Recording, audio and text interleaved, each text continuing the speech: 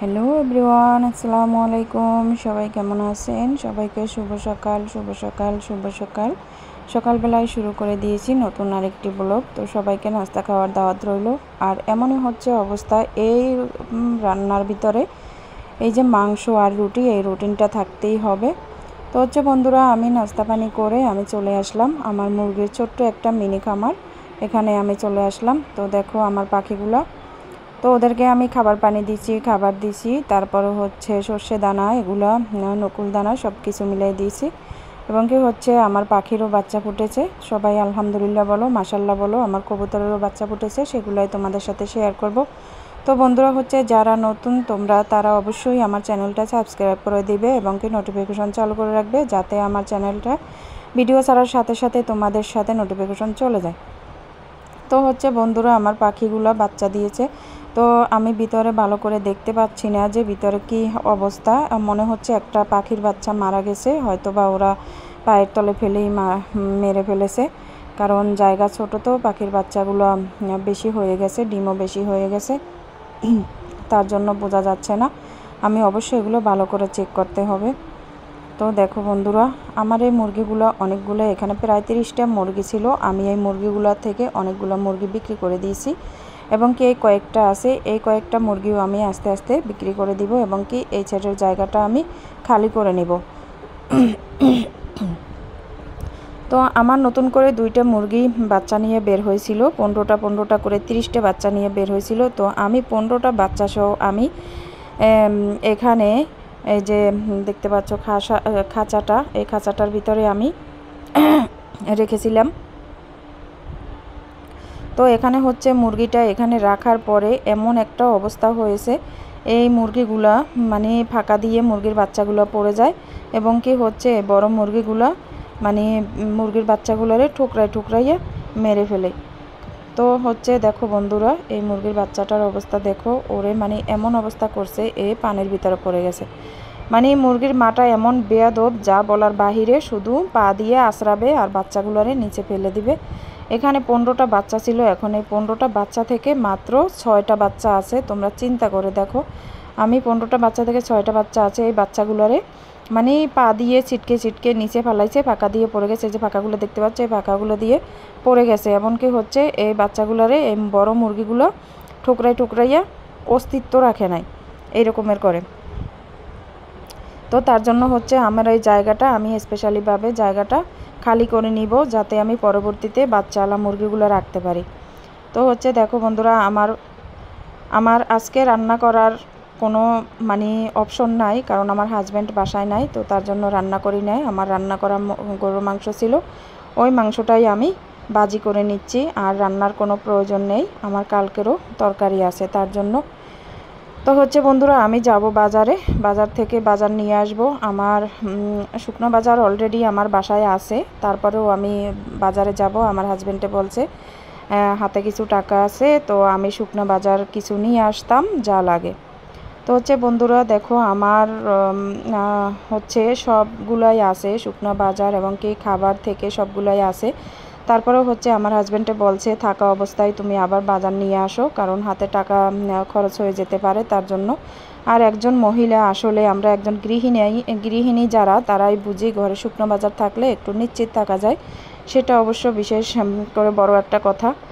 আর সবথেকে বড় কথা হচ্ছে একজন নারী, বিবাহিত একজন নারীর কাছে তার স্বামী যে কত বড় একটা নেয়ামত, আল্লাহর দেয়া অতিষ্ঠ একটা সেরা উপহার, সেটা হচ্ছে আসলে যাদের স্বামী আছে তারাই বুঝে। আর যাদের হাজব্যান্ড নাই, যারা বিধবা বা মানে কি বলবো ওই রকমের কিছু, তারা আসলে বুঝতে পারে যে স্বামী জিনিসটা না থাকা কত বড় একটা মানে সমস্যা, একটা মানে অবাগা একটা কপাল, ঠিক আছে। তো হচ্ছে দেখো, আমার হাজব্যান্ডে মানে আমাকে কখনোই বাজার, কখনোই কোনো কিছুতে কষ্ট দেয় নাই, আলহামদুলিল্লাহ। তো আমার সব কিছু বাজারই আছে, মানে চা পাতা, তারপরে হচ্ছে চিনি, মানে যাবতীয় সব কিছু, বিস্কিট থেকে নুডলস থেকে চানাচুর, তারপরে হচ্ছে তেল, তারপরে হচ্ছে চিকন চাল, যাবতীয় এগুলো সব কিছুই আছে। তারপরে হচ্ছে কি আমার হাজব্যান্ডে বলছে যে কোনো কিছু যাতে শেষ না হয়। আর আমার একটা অভ্যেস কি, আমি এই বাজারের কথা এই বলবো এই বলবো এই বলবো এভাবে করতে করতে করতে করতে আমি কিন্তু বাজারের কথা আর বলি না। বিশেষ করে আমি কিন্তু এই 1 বছর থেকে আমার নিজের বাজার নিজেই করি, মানে নিজের মতো করে করি। তারপরেও কিন্তু আমার মনে থাকে না। এই যখন রান্না করি তখন মনে হয় তেল পেঁয়াজের কথা, যখন নাস্তা করতে যাই তখন মনে হয় চা পাতা দুধ আর চিনির কথা। মানে যখনের যে জিনিসটা প্রয়োজন ওই তখন মনে হয়, তারপরে আর মনে থাকে না। এরকমের একটা মানে সমস্যার ভিতরে ভুগতেছি আমি এরকমের। তো হচ্ছে অলরেডি আমি সব কিছুই ডাবল ডাবল আমার আছে। তো আসলে আমার কি বলবো, একটা নারীর কাছে হাজব্যান্ড থাকাটা যে মানে কীরকমের একটা মানে আল্লাহর নিয়ামত, সেরা একটা উপহার, সেটা আমরা নারীরাই বুঝি, যাদের হাজব্যান্ড আছে তারাই বুঝে। বিশেষ করে আসলে সবার হাজব্যান্ড এক রকমের হয় না। কেউ ইচ্ছাকৃতভাবেও বাজারঘাটে কষ্ট দেয়, কেউ আবার মানে অযথাও বাজার আইনা ঘরে রাখে, সেটা কিন্তু নয়। আমরা কিন্তু বর্তমানে একটু আর্থিক দিক দিয়ে সমস্যায় আছি, তারপরেও কিন্তু মানে আমার হাজব্যান্ড কিন্তু আমাকে এগুলোর দিক থেকে কষ্ট কখনোই দেয় না। মানে যেটা আমার প্রয়োজন সেটা আমার মানে জমা থাকতে হবে, এরকমের একটা ইয়া। আর আমার মেজাজটা এতই মানে গরম যে আমার বাজার শেষ হয়ে যাবে আমি বলিও না, আবার শেষ হইলে আবার আমার হাজব্যান্ডের সাথে চিল্লাচিল্লি করি। তো এরকমের একটা অবস্থা। তো বন্ধুরা দেখো, আমার মানে সব বাজারই আমার ডাবল ডাবল আছে। তারপরেও কি হচ্ছে, আমি আবার নিয়ে আসছি, কারণ সামনে বর্ষার সিজন আসতেছে। ফেনী জেলায় মানে 24 সালে বন্যা হওয়ার পর থেকে ফেনী জেলার মানুষ একটু সতর্ক হয়ে গেছে। তো হচ্ছে এই কারণে শুকনো বাজার মানে সবাই একটু প্রস্তুতি নিয়ে রাখছে, কারণ কখন কি হয় সেটাই বলা যাচ্ছে না, মূল কথা হচ্ছে এটা। তো দেখো আমার সব কিছুই ডাবল ডাবল আছে, তারপরও আমি এনে রেখেছি। তো 24 সালে যখন বন্যা হয়েছে তখন কিন্তু মানুষ মানে সতর্ক ছিল না, সতর্কতা অবলম্বন করে নাই, মানে বুঝতে পারে নাই যে এরকমের একটা ক্রিটিক্যালি ব্যাপার হয়ে যাবে, এরকমের মানে একটা বড় ধরনের বন্যা হয়ে যাবে, সেটা কিন্তু ফেনীবাসী কখনোই কল্পনা করে নাই।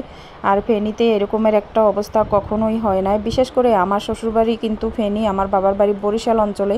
তো আমরা বরিশালবাসীরাও কিন্তু এইরকমের মুখোমুখি হই নাই।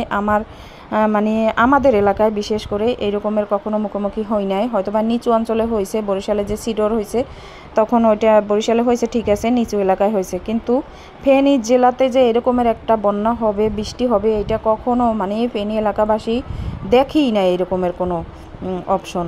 তো এই কারণেই হচ্ছে সবাই কিন্তু সবার জায়গায় সবাই প্রস্তুতি নিয়ে রেখেছে। মোমবাতি হইতে আমি অবশ্যই মোমবাতি হাতে রেখেছি, তারপরে হচ্ছে সিলিন্ডারের বোতল এক্সট্রা এনে রেখেছি, কারণ কখন কি হয় বলা যায় না। তো হচ্ছে বন্ধুরা সবাই দোয়া করবা আমার জন্য, আমার ফ্যামিলির জন্য, আমার হাজব্যান্ডের জন্য, তার সাথে আমিও তোমাদের সবার জন্য দোয়া করি। ইনশাল্লাহ সবাই ভালো থাকবা, আমিও ভালো আছি আলহামদুলিল্লাহ। আল্লাহ হাফেজ, সবাই ভালো থাকবা। তো দেখা হচ্ছে পরের ভিডিওতে। আল্লাহ হাফেজ, আসসালামু আলাইকুম।